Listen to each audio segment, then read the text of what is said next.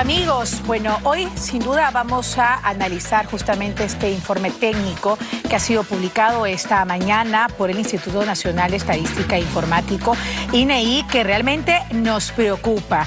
Razón por la cual hemos invitado a César Fuentes, director de Maestría en Gestión Pública de SAN. Bienvenido y buenas tardes. Y quiero iniciar esta entrevista, bueno, señalando que la tendencia a la alza en pobreza es muy evidente en nuestro país. Qué preocupante puede ser que de 27.5 estemos ahora en 29.0 y si lo comparamos al año 2020, en la época más crítica de pandemia, en 30.0. ¿Qué tan mal estamos? Sí, este es un tema creo que crítico, especialmente estamos hablando de la población más vulnerable en el Perú. Hay dos razones para ello, ¿no? Si uno recuerda, el año 2023 tuvimos crecimiento negativo, cercano al -1, y eso impacta a nivel macro en el que es generalmente a toda la economía en su conjunto. Y de una u otra manera, a pesar del paliativo que son los programas de ayuda que maneja el MIDIS, lógicamente eso no ha sido suficiente para disminuir la pobreza. La pobreza disminuye, si uno ve las cifras, cuando tenemos un crecimiento sostenido. Es decir, hay dos políticas que van juntas. Uno es, por un lado, el crecimiento de la economía, que eso genera un crecimiento para todos, y otros son políticas muy específicas de apoyo a la pobreza, que es lo que generalmente manejan los ministerios de apoyo, como el caso del MIDIS.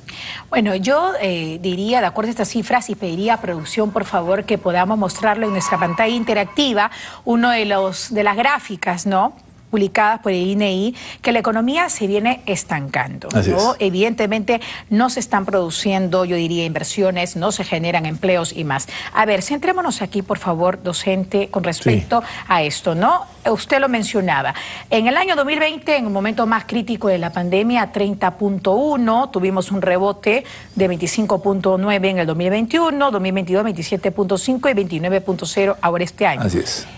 Exactamente, ¿qué nos refleja esto en temas económicos que usted señalaba? Claro. Pero me refiero, ¿qué acciones políticas quizás faltan para realizar por parte de nuestro país? Yo creo que hay, primero de corto plazo es definir o incrementar probablemente los temas de ayuda social. Ese es un tema paliativo, pero por lo menos frena la carencia que tienen estas familias. Estamos hablando de probablemente familias que ganan menos de 2.000 soles mensuales, una familia de 4 y que efectivamente no alcanza para cubrir la canasta mínima. Ese es un tema. El otro es que ya en el mediano plazo tienen que destrabarse mucho de los temas asociados a inversiones. Tenemos un problema serio, especialmente en el área de inversión privada. Eso creo que va a generar un rebote en términos de crecimiento. Un crecimiento de 1, 2 o 3% como los que tenemos ahora no va a modificar sustancialmente esas cifras.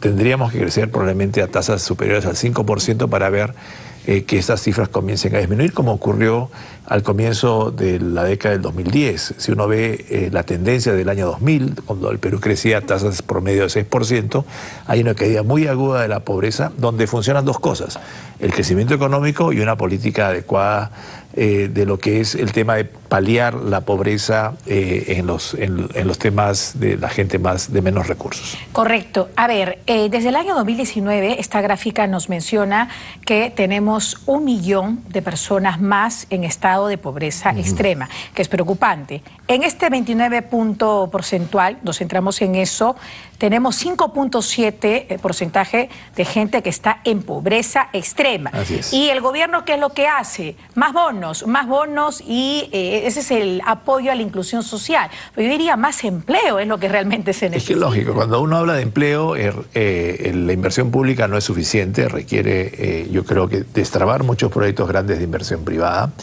Requiere también, ya en el horizonte de más largo aliento, trabajar temas de competencias. Lamentablemente, cuando hablamos de pobreza e informalidad, que van muchos de la mano, lo que ocurre es que gran parte de la población no tiene muchas competencias requeridas ahora por el mercado.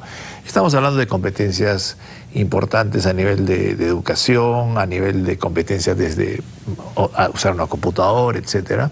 Y eso es lo que yo creo que tiene que tratar de desarrollar, ¿no? Pero el problema es crítico, y lo que ha ocurrido ahora, a diferencia de otras cifras, es que también el mundo urbano, que antes estaba un poquito mejor, ha caído sensiblemente, ¿no?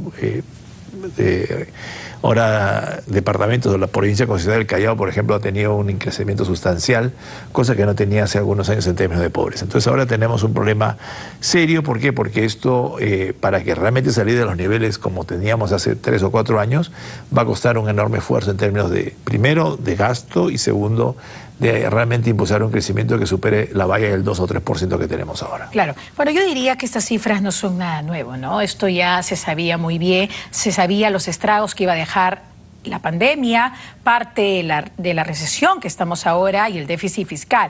Algo que de verdad nos dejaba mucho que pensar, porque ya desde ayer en Consejo de Ministros varios funcionarios de INEI ya sabían que tenían que exponer estas cifras alarmantes, pero bueno, hubo una postergación, hoy se hizo y más. A ver, hay una segunda gráfica, producción, que me gustaría analizarla con usted con respecto a la incidencia de la pobreza y vulnerabilidad monetaria.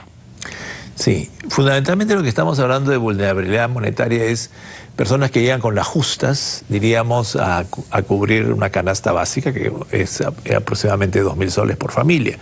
¿Qué sucede? Personas que, por ejemplo, ganan hoy día 3.000 como familia, 3.000 soles.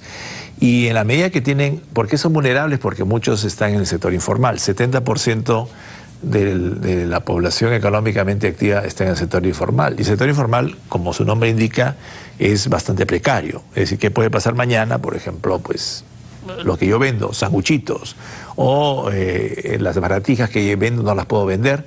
Y obviamente esa población vulnerable pasa a ser pobre, ¿no? Y ese es el gran problema que tenemos.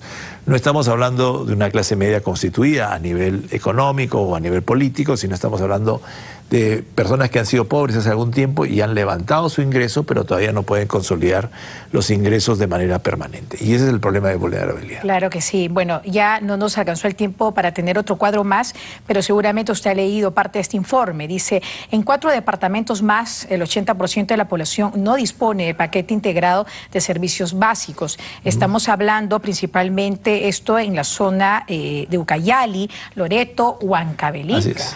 No, lo que ocurre es que cuando efectivamente estamos hablando de una pobreza que se llama, esta visión mucho más integral de pobreza, estamos hablando, por ejemplo, de un tema importantísimo que es conectividad, ¿no? Si uno suma, más o menos 50% de los hogares en el Perú no tienen conectividad a nivel de hogares y o computadora, y eso significaría un esfuerzo. Cuando uno quiere que efectivamente mejoren las competencias, es mejorar el tema de conectividad. Si la pobreza tiene, no solamente es el tema alimentario o alimenticio, sino que radica en temas asociados, por ejemplo, a temas de conectividad, a temas de mejor infraestructura en la zona rural. Es todo un esfuerzo realmente y es multidimensional. Como la pobreza es multidimensional, la respuesta también tiene que ser multidimensional. No solamente, como usted indicaba, ¿no es cierto?, un paquete de mayor cantidad de alimentos, sino que en el mediano plazo tenemos que revertir ese tema con inversiones en infraestructura, probablemente más en la zona rural, caminos, acceso a internet, y en el mundo urbano probablemente mejora de competencias. Claro que sí. Con esto de repente podemos hacer algunas conclusiones. Podríamos decir que no son efectivas las políticas para luchar contra la economía. Yo creo que el problema que tenemos nosotros es que las políticas sociales son un freno para tratar en algo o un paliativo para morigerar el tema de pobreza. La pobreza no se va a solucionar si realmente no estamos hablando de mayor crecimiento económico, y dentro de ese mayor crecimiento económico también va de la mano mayor tributación. Al tener mayor tributación, esto va de la mano también con inversiones que tienen que ser muy focalizadas en el tema que hoy llamaríamos inversión social, que es fundamentalmente los temas de infraestructura a nivel rural y competencias, creo yo, en la parte educativa a nivel de ciudades. Y con eso yo creo que podemos revertir esta tendencia de largo plazo. Ahora, lo que se busca con estas cifras que son alarmantes no es tanto populismo, ¿no?, que el Congreso vaya, digamos, a atacar tanto al Ejecutivo, sino más bien trabajar de la mano. Así es. Yo creo que hay un trabajo que tiene que hacerse entre el Congreso, el Ejecutivo.